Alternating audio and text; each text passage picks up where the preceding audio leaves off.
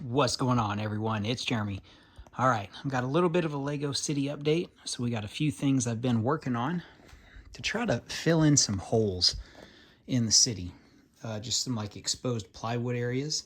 One of them being this little area right here. So I still need to find the sticker for this. I know it's in a Ziploc bag with a bunch of other unused stickers that I have. I just got to find it. Going through all my instructions, doing the QR code scanning lately, so I haven't come across it yet. I've still got one huge tote to go through, and I'm pretty sure that's where it's at. So we got a little bit of a path here going up. I wanted to do something there. That path goes up to the catwalk, goes across, and then up to our observatory. So if you haven't seen that before, that's what's there. I forgot, I don't know if I added that little tile there, the keep out tile. I think it's from one of the Western sets, but I don't know if I've shown that before or not. I added a little wall, so that's why that's exposed. Nobody ever sees this side. That's why I didn't spend any money or time making it look amazing. I just left it exposed. You can see the receiver. It's gonna sit probably on a platform just right here for the train. So that's why that sticks out just a little bit more. And yeah, I made a little hole through here. That's why we got this little rock feature. And yeah, it fits right in there, just like that. So that's why I've got that little extended rock feature out and a little elevated boardwalk there to be able to run this through so I can power my 9-volt train. It is what it is. I'm not totally happy with it. I'm content with it. I added that little collectible minifig with the pizza guy. I think my pizza van, here he is. Yeah, this little pizza van came with that set. Well, I thought there was a guy in it. I guess I need to put it down here. I guess that would look a little bit better for a presentation. Okay, and then for some reason we got 400 bucks on the countertops. I added the little East Dock sign. So got that done. There's our little boardwalk, kind of roadway, our fenced off section. We'll see that fence in a second again. Still don't have this done. Work in progress. I got to order some more tiles like this to be able to tile this whole thing off. Did get this done. So I am going to make probably a little 4 by whatever this length is. Just plate it and then just level it off. Just taper it down. But I got the road done. Got my little curve in the road. We added kind of a little bit of a ramp. That way the pizza guy who's on the bike down there and the little pizza van can get out to make their deliveries. Just a simple road, nothing special. Added a couple little trees just for some elevation really on this piece. This whole piece moves, as you can see.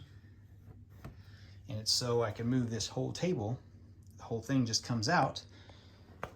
So I can get in there, put my body right there to reach way, way in there to reach that tractor and kind of like the grapevines and stuff over there. That way I've got mostly full access to the farm. So that's why I kind of had to build this little thing separate. So the crack there you see, yeah, I can't do anything about it, but the cars run over it perfectly fine. We'll just call it a big crack in the road like in real life. So it is what it is. Okay, over here, this is what I'm working on now. You can see I've got my bricks, some toppers, and then that whole thing is fence. Oh, there's a bad glare. There we go. Yeah, we got rows and rows. What are we working on? Something I've been waiting to do for a while and procrastinated. I'm putting the fence around Scrooge McDuck's money bin. There's a close-up. If you guys want to build that, there you go. You can stop it right there and screenshot it if you want. It's up to you. If you want to make it better, hey, I know it can be made better. Feel free. Here's my dome. Oh, and I guess that's backwards, isn't it? Here we go, the dollar sign. So here's what we're doing. We use kind of this template here. I just need to crunch that down. I use that template there with those pieces. You can see the angled topper pieces. Just try to make sure all the bricks are facing the same way on those masonry things. And that's what I've been doing, is trying to do my spacing here. I don't know if I'm going to go down that road or not, or that row. Kind of still debating. Having my doors open up and close, that's why these look like that. And I don't want to mess with them because I'll probably pop it off. Oh yeah, just in case you haven't seen it, why is Scrooge upside down? So we got our vault door, our vault. All the kids playing in the gold. Yeah, I just close it like that. Okay, so there's what our front looks like. Get down level. And what I've done here, if you've seen this before, so this piece here is all separated. It's all one piece. It also goes all the way back. You can see the color difference there, but yeah.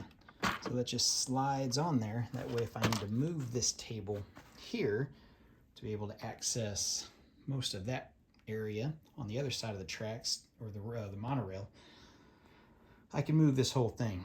So you can see that I haven't popped them down yet because those pieces pop off. And that one corner piece of road also comes out with this table.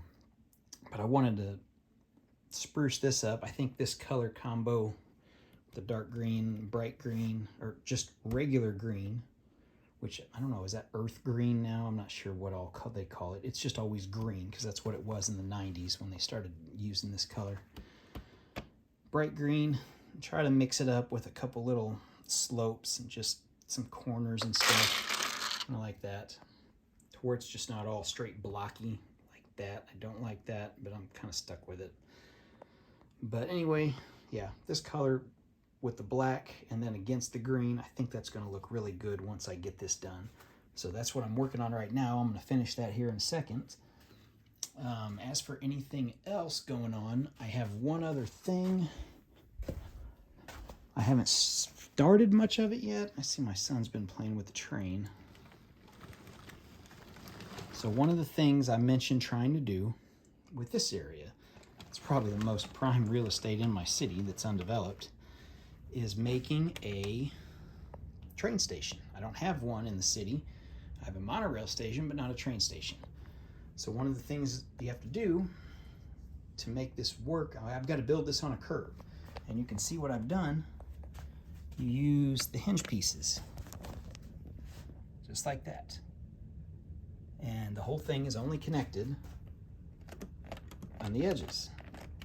But because I've got the extra ballasting going across it, it's going to sit right on top of that. Connect there, connect there. I just need to figure out some kind of building. Now, I'll put a platform on it, and I'll just use probably like 1x1 tiles, either round, square, or the rounded with the square side. On those, that way the platform's just going to sit on top of this, and it might be, I don't know, a little iffy looking.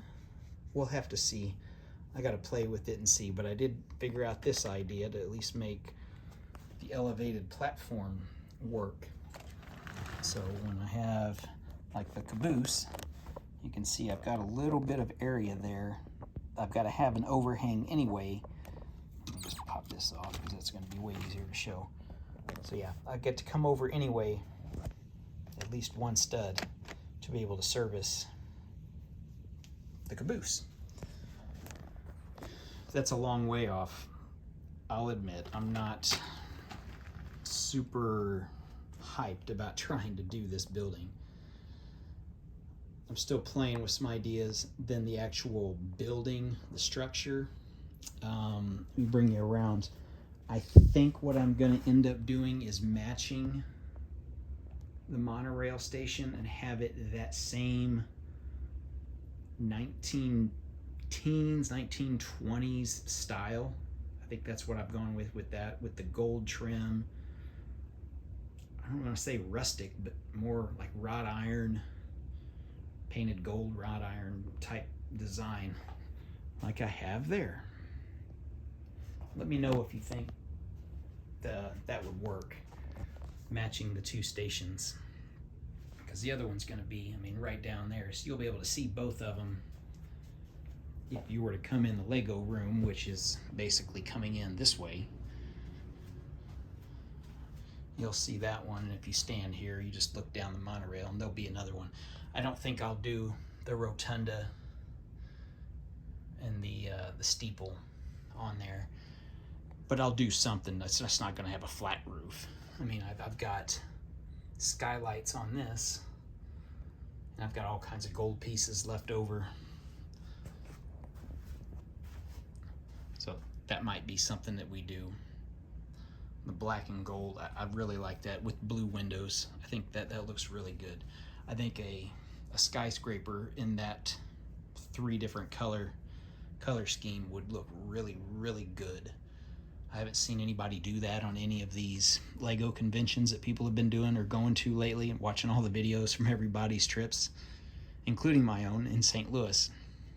So yeah, I'm not saying that's something I would do or have plans to do, but if I had room, I definitely would add another skyscraper. So yeah, anyway, the one skyscraper I do want to make that's not here is a Wayne Tower. Yeah, tan with sand green on the roof. That would be my guess. From Batman Begins, Wayne Tower, with the monorail going into it. That's the scene I've got in my mind. But yeah, it's a long ways off. It's probably about $400 or $500 in parts off still too. But I have looked into it. So anyway, oh yeah, there's a tote that I've went through of instructions. Went through this tote. It's this big tote here of these instruction booklets. Yeah, you can see them. They're all just piled up in there. There's probably, my guess is there's probably 200-ish that have QR codes in there on top of the 2 something that I've got already scanned in. So I'll have to give you a total number once I'm done. It's not kind of just busy work. So anyway, guys, I think that's all. If you have any questions, let me know. I don't know if I showed the back of the haunted house or not. I've also thought about incorporating these 2 lower shelves rather than just storage. Just sitting there gave me the idea. I mean, I could do an underground area. I could do a Ninja Turtle sewer area. I could do an underground mining area. An underwater area for all I care. I don't know. But I am going to do something here just to maximize this space. If you have any ideas that I haven't mentioned, let me know. I'm open to ideas. You guys always give me some interesting comments and ideas to make things, give me a little bit more think outside the box stuff, and I appreciate it. So I think that's all for today. I'm glad to be getting some more of this stuff with the city done. And yeah, ready for those October and November double points and big sales coming up. All right.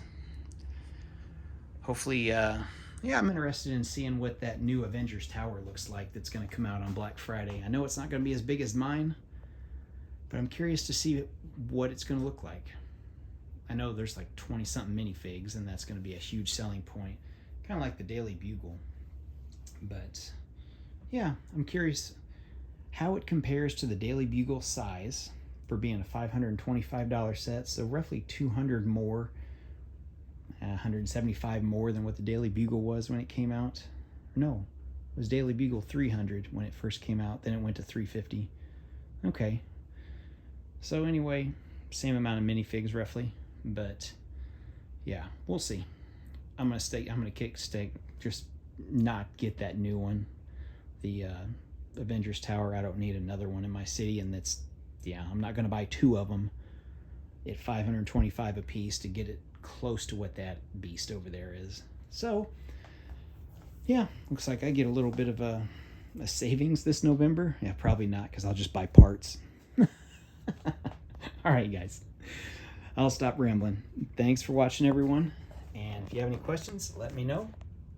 And we'll see you in the next one. Bye.